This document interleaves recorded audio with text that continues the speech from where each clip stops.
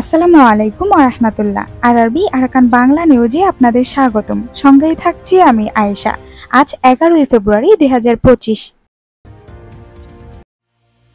রোহিঙ্গা সংকট। ঢাকা জাতিসংঘের কাছে দ্রুত ও টেকসই সমাধানের জন্য সুনির্দিষ্ট পদক্ষেপের আহ্বান জানিয়েছে।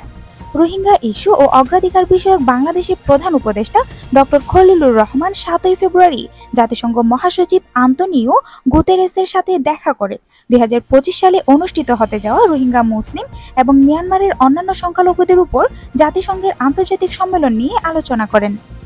জাতিসংঘের সাধারণ পরিষদ সর্বসম্মতিক্রমে সম্মেলনটি আয়োজনের সিদ্ধান্ত নিয়েছে। জাতিসংঘের প্রধান রোহিঙ্গা সমস্যার টেকসই সমাধানের জন্য জাতিসংঘের অব্যাহত প্রতিশ্রুতি পুনর্ব্যক্ত করেছেন। জাতিসংঘে বাংলাদেশ স্থায়ী মিশন জানিয়েছে তিনি এই পদক্ষেপের জন্য তহবিল নিশ্চিত করার জন্য তার সহায়তার আশ্বাস দিয়েছেন। খলিলুর রোহিঙ্গা সমস্যার টেকসই সমাধানের জন্য জরুরি আন্তর্জাতিক পদক্ষেপের গুরুত্ব তুলে ধরেন, যা আঞ্চলিক শান্তি ও নিরাপত্তার জন্য হুমকিস্বরূপ। তিনি রাখাইন রাজ্যের গুরুতর মানবিক পরিস্থিতির কথাও তুলে ধরেন এবং সতর্ক করে দেন যে আসন্ন দুর্ভিক্ষ পরিস্থিতি সংঘাতপূর্ণ রাজ্যটিকে আরও অস্থিতিশীল করে তুলবে। খলিলুর মানবিক পরিস্থিতির আরও অবনতি রোধ, জীবিকা পুনরুদ্ধার এবং এই প্রক্রিয়ায় বাংলাদেশে জোরপূর্বক বাস্তুচ্যুত রোহিঙ্গাদের স্বেচ্ছায় নিরাপদ এবং মর্যাদাপূর্ণভাবে রাখাইনে প্রত্যাবর্তনের জন্য উপযুক্ত পরিবেশ তৈরিতে জাতিসংঘের নেতৃত্বাধীন উদ্যোগগুলোকে সমর্থন করার জন্য বাংলাদেশের ইতিবাচক বিবেচনার ইঙ্গিত দেন।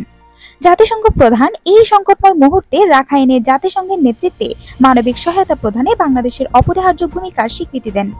খলিলুর প্রধান উপদেষ্টা মোহাম্মদ ইউনূসের নেতৃত্বে বাংলাদেশের সংস্কার প্রচেষ্টা সম্পর্কে মহাসচিবকে অবহিত করেন এবং জাতিসংঘ শান্তিরক্ষা কার্যক্রমে বাংলাদেশের আরও শক্তিশালী ভূমিকার প্রয়োজনীয়তার উপর জোর দেন।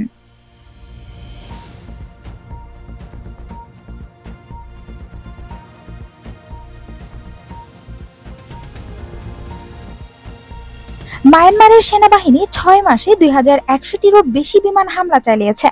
30 জানুয়ারি প্রকাশিত মায়ানমারের জন্য বিমান হামলার প্রতিবেদনে প্রকাশ করা হয়েছে যে সামরিক কাউন্সিল 2024 সালের জুন থেকে ডিসেম্বরের মধ্যে অপারেশন 1027-এর দ্বিতীয় তরঙ্গের সময় 12টি অঞ্চল এবং রাজ্যে 2155টি বিমান হামলা চালিয়েছে।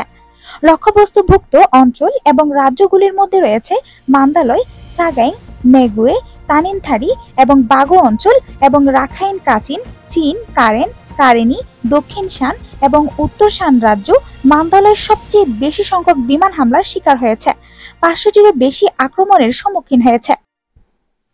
মোট 111টি শহর ক্ষতিগ্রস্ত হয়েছে, যার মধ্যে উত্তর শান রাজ্যে নওনঘগিও সবচেয়ে বেশি আঘাত হেনেছে। 235টি বিমান হামলার সম্মুখীন হয়েছে। মান্দালয়ের তাবেইকিন 199টি আক্রমণের শিকার হয়েছে।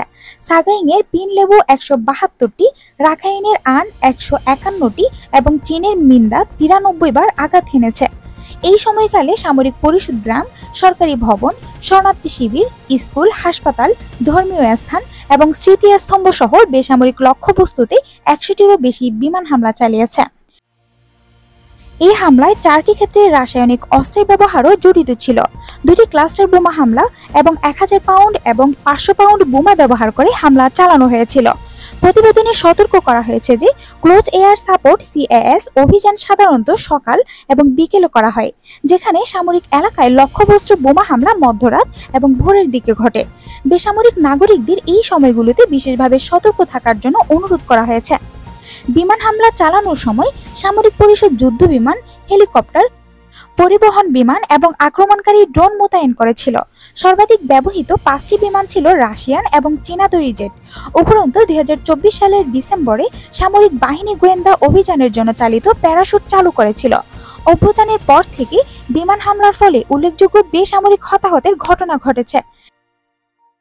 নিয়ানলিন থিট অ্যানালিটিকা রিসার্চ গ্রুপের অক্টোবর 2024 সালের প্রতিবেদন অনুসারে 2024 সালের জানুয়ারি থেকে আগস্টের মধ্যে বিমান হামলায় 800 জনেরও বেশি বেসামরিক লোক নিহত এবং 1570 জনেরও বেশি আহত হয়েছেন।